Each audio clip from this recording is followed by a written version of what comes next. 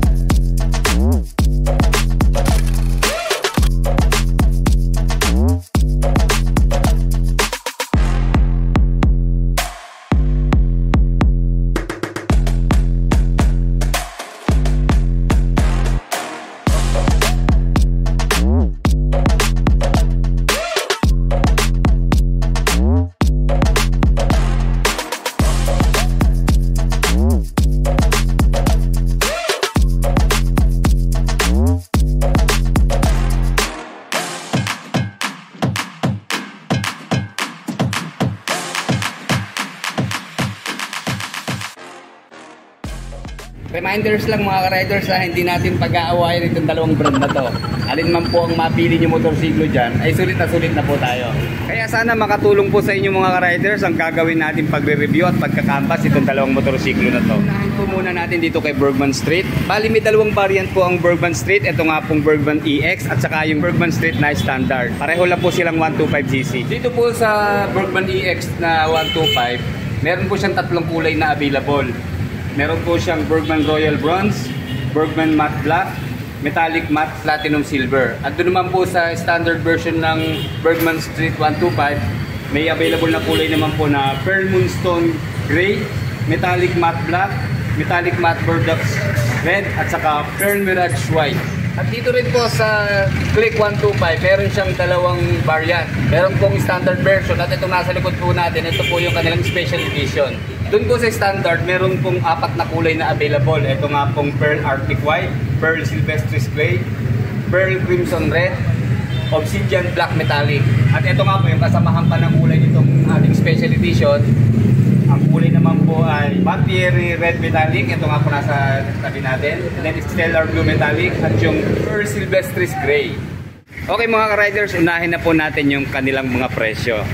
Mapapansin nyo po, siyempre mas mataas po ng mga 8,000 pesos ang Bergman Street EX dahil ito po ay maxi scooter na 125. Unlike dito po sa Click, ito po ay standard scooter lang. So ayan nga po, ang price po dito sa special edition ng Click 125 ay nasa 84,300. At dito man po sa Bergman EX na 125, meron siyang cash price na 92,700. And then pag installment po, ayan, 7,900 po ang kanyang down payment, 4,100 sa 3 taon, 5,350 sa 2 taon, 9,080 naman po sa 1 taon, and then 200 pesos na rebate. At dito naman po sa Click Special Edition, magda-down po tayo ng 8,000, 3,770 po sa 3 taon, 4,900 sa 2 taon, at 8,280 sa 1 taon. Then rebate din po na 200. Okay, dito po yan mga ka-riders sa Motorlandia Santa Cruz, Laguna. Sunod na po natin yung kanyang looks. Iiwan ko na po sa inyo ang desisyon kung saan kayo nagagandahan sa dalawa kasi para sa akin po talaga equal lang sila. Depende na lang po sa tumitingin.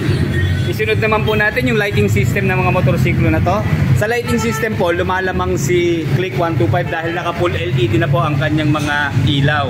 Mula po dito sa kanyang split type na headlight, sa turning signals, DRL, taillight, stoplight at turning signals, all LED po siya.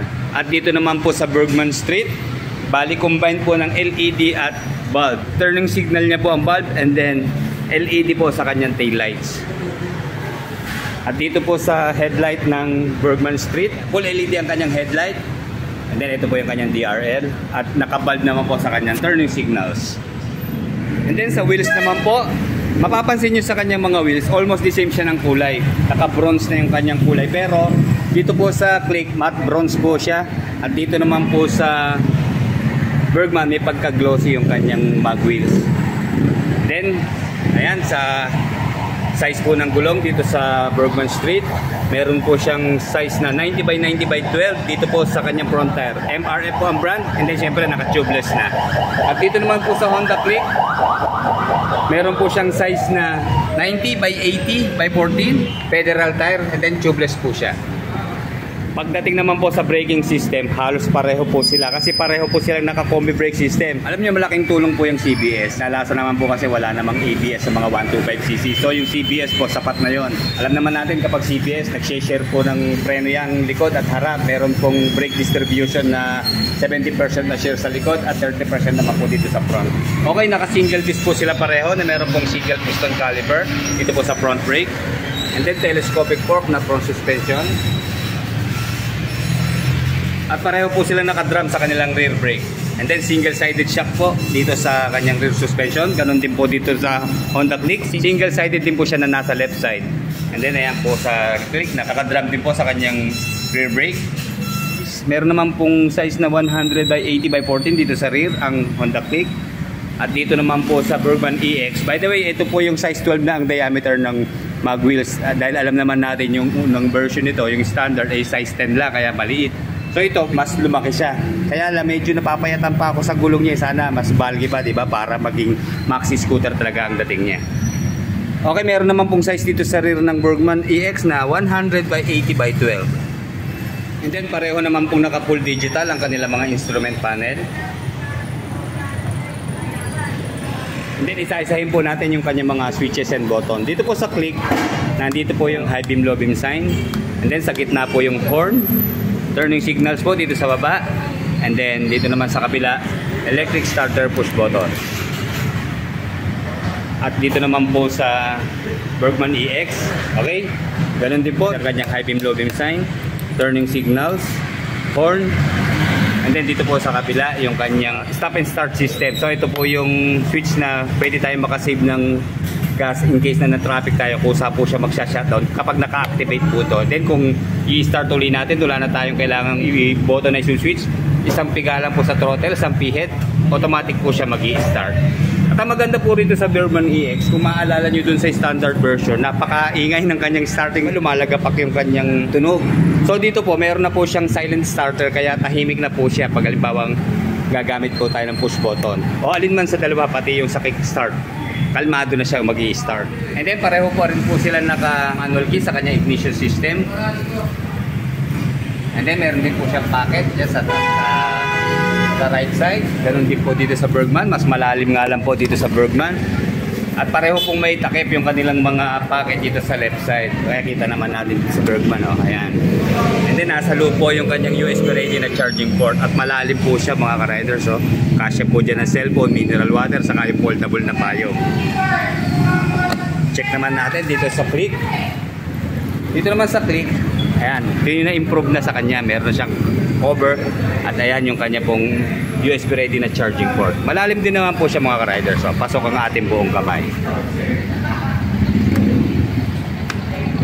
And then dito naman po sa kanyang floorboard, mapapansin nyo naman, oh, kahit wala nang mating, okay na dahil magaspang na po yung kanyang gulay board. At tapos meron po siya rito utility hook sa gitna. Then wala nang extra utility hook. Yun nga lang po, lamang si Bergman pagdating sa floorboard. Dahil dito po, meron po siyang malapat na gulay board. Kita nyo naman, ayan, pwede pa tayong mag-extend ng ating paa pag tayo nangangawit na sa long ride. Kaya sigurado magiging komportable po dito ang ating riding position dahil meron po siyang cruising position na ino-offer. Ano po ang hook ng Bergman Street? Meron po dito sa harap at meron din pong extra dito sa ilalim at may lock pa siya. Maganda, foldable siya, hindi siya makakaabala pag hindi natin ginagamit. And then baba naman tayo ng konti. Okay, dito po sa CVT ng Click 125, mapapansin nyo, wala na po siyang kickstart. At dito po sa kanyang side stand, meron po siyang kill switch. At dito naman po sa Bergman Street EX, ayan, meron po siyang kickstarter. At meron din pong kill switch yung kanyang side stand. And then sa muffler naman po ng dalawang motor na to, pareho po silang sporty at upright ang position. Kaya no problem, kahit mabaha tayo, hindi siya basta-basta papasokin ng tubig. Yun nga lang po, mas bulky po at futuristic ang itsura ng muffler ng Bergman EX. Pero pagdating po sa engine specs, mas lumalamang po ang Honda Click 125 dahil nakaliquid na po ang cooling system ng Honda Click 125. Unlike po sa Bergman Street EX, air-cooled pa rin po ang kanyang cooling system. Okay, pareho po silang 4-stroke, single cylinder, 2-valve. single overhead cam. At pareho din po silang fuel injected na sa kanilang fuel supply system. And then 125cc displacement. Sa Bergman po, meron siyang special features na Suzuki Eco Performance or SEP. At ESP naman po sa Honda Click na Enhanced Smart Power. At sa timbang po ng dalawang motorsiklo na to, pareho lang po silang 112 kilos sa kanilang curb mass. And then dito po sa Click, meron po siyang ground clearance na 131 mm. At 769mm naman po sa seat height. And then medyo mataas po ang ground clearance ng Bergman Street. Meron po itong 160mm na ground clearance at 780mm naman po na seat height. So obviously mataas po ang Bergman EX pagdating sa seat height. So mga solution naman po dyan, palit lang tayo ng upuan na medyo flat para bumaba siya. Kasi nakakahinayang naman tabasan tong stock na foam niya, di ba? Papangit eh. Kaya maganda i-sustain na lang natin tong upuan na to. At ang maganda pa sa kanya, di ba? Naka two-tone siya, oh.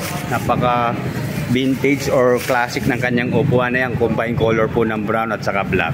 At ang ganda po ng kanyang single stitch dito sa palibot.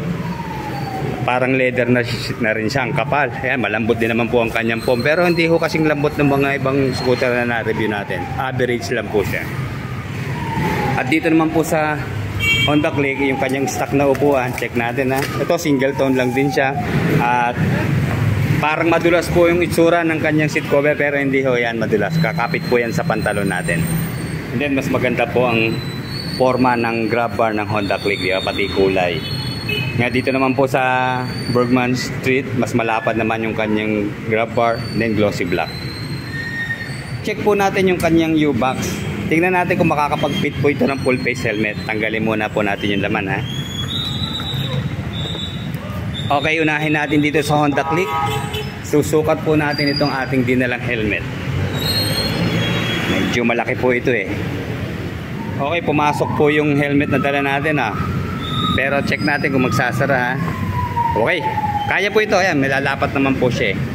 Pasok po ang isang full face helmet. And then dito naman sa Bergman, okay, malaki din ang kanyang U-box. By the way mga riders, ito po yung stock na side mirror ng Bergman, oh, di ba? Ganda na rin, di na natin papalitan, malapad na siya, oh.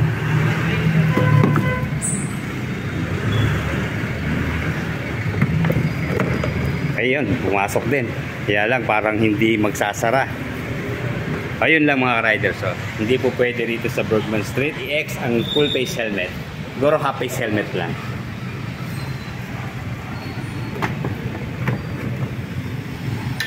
Nga pala, malilimutan ko pa. Pareho lang po silang 5.5 liters ang fuel tank capacity. And then, pagdating po sa fuel consumption, lumalamang po si Bergman Street EX. Meron po itong 56.8 kilometers per 1 liter. So, na-prove na po yun sa WMTC test method. And then, meron po siyang top speed na 104 kilometers per hour. At dito naman po sa Honda Click, 50.3 kilometers per 1 liter ang kanyang fuel consumption, and then meron po siyang 109 kilometers per hour na top speed.